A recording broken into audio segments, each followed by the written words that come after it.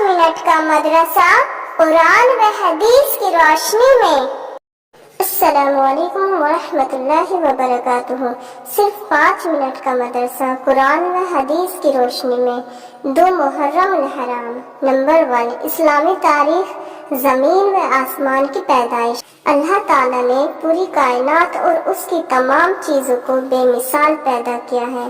قرآن کریم میں زمین و آسمان کی پیدائش کا تذکرہ کئی جگہ آیا ہے اور بعض جگہ صراحت کے ساتھ مذکور ہے کہ کس کو کتنے دنوں میں پیدا کیا ہے۔ ان تمام آیتوں کو سامنے رکھنے کے بعد پتہ چلتا ہے کہ پہلے زمین کا مادہ تیار کیا گیا اور وہ ابھی اسی حالت میں تھا کہ آسمان کے مادے کو دھوئیں کی شکل میں بنایا گیا، پھر زمین کو موجودہ شکل و صورت پر پھیلایا گیا اور ساتھ ہی اس کی تمام چیزیں پیدا کی گئیں۔ اس کے بعد 7 آسمانوں کو بنایا گیا۔ اسی طرح زمین و آسمان اور ان کے درمیان کی چیزیں وجود میں آئیں۔ یہ سارا کام کل 6 دن میں مکمل ہو گیا۔ خود اللہ تعالیٰ قرآن میں فرماتا ہے، ہم نے ہی زمین و آسمان اور ان کے درمیان کی چیزوں کو 6 دن میں پیدا کیا اور ہمیں ان کی پیدائش میں تھکن کا کوئی احساس نہ ہوا۔ نمبر 2، حضور صلی اللہ علیہ وسلم کا معجزہ، ستاروں کا جھک جانا۔ حضرت عثمان بن ابی العاص رضی اللہ عنہ کی والدہ فرماتی ہیں کہ میں آپ صلی اللہ علیہ وسلم کی ولادت کے وقت حاضر تھی۔ جب آپ صلی اللہ علیہ وسلم پیدا ہوئے تو میں نے دیکھا کہ سارا گھر نور سے بھر گیا، ستارے قریب آ گئے اور لٹک آئے تھے، یہاں تک کہ مجھے گمان ہونے لگا کہ اب یہ مجھ پر گر پڑیں گے۔ نمبر 3، ایک فرض کے بارے میں، نماز کے لیے پاکی حاصل کرنا۔ قرآن میں اللہ تعالیٰ فرماتا ہے، اے ایمان والو، جب تم نماز پڑھنے کا ارادہ کرو، اگر تم باوضو نہ ہو تو وضو کرنے کے لیے اپنے چہرے کو دھو اور اپنے ہاتھوں کو کوہنیوں سمیت دھو اور اپنے سروں پر بھیگا ہاتھ پھیرو اور اپنے پیروں کو بھی ٹخنوں سمیت دھو، اور اگر جنابت کی حالت میں ہو تو نماز سے پہلے سارا بدن پاک کر لو۔ نمبر 4، ایک سنت کے بارے میں، دعا کرنا ایک عبادت ہے۔ قرآن میں اللہ تعالیٰ فرماتا ہے، مجھ سے دعا مانگو میں تمہاری دعا قبول کروں گا، اور رسول اللہ صلی اللہ علیہ وسلم نے فرمایا، دعا ہی عبادت ہے۔ نمبر 5، ایک اہم عمل کی فضیلت، نقصان سے بچنے کی دعا۔ رسول اللہ صلی اللہ علیہ وسلم نے فرمایا، جو شخص اس دعا کو صبح و شام 3 مرتبہ پڑھ لیا کرے اسے کوئی نقصان نہیں پہنچے گا۔ بسم اللہ الذی لا یضر مع اسمہ شیء فی الارض ولا فی السماء وہو السمیع العلیم۔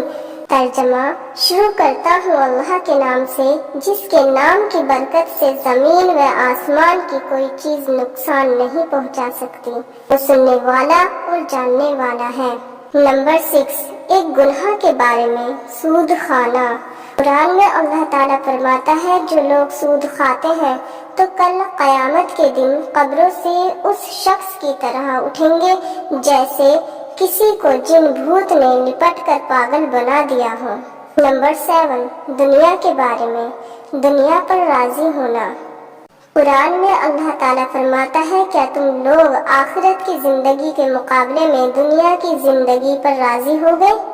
دنیا کا مال و متاع تو آخرت کے مقابلے میں کچھ بھی نہیں، اس لیے کسی انسان کے لیے مناسب نہیں کہ وہ آخرت کو بھول کر زندگی گزارے یا دنیا کے تھوڑے سے ساز و سامان کی خاطر اپنی آخرت کو برباد کرے۔ نمبر 8، آخرت کے بارے میں، مردہ کی حالت۔ رسول اللہ صلی اللہ علیہ وسلم نے فرمایا، جب مردے کو لوگ اٹھا کر چلتے ہیں تو اگر وہ نیک ہوتا ہے تو وہ کہتا ہے، مجھے جلدی آگے بڑھاؤ، اور اگر وہ برا ہوتا ہے تو کہتا ہے، ارے میری ہلاکت آئی، تم کہاں لے جا رہے ہو؟ اس کی آواز کو جن و انسان کے سوا اللہ تعالیٰ کی تمام مخلوقات سنتی ہے، اگر اس کی آواز انسان سن لے تو بے ہوش ہو جائے۔ نمبر 9 طب نبوی سے علاج، ہر مرض کا علاج۔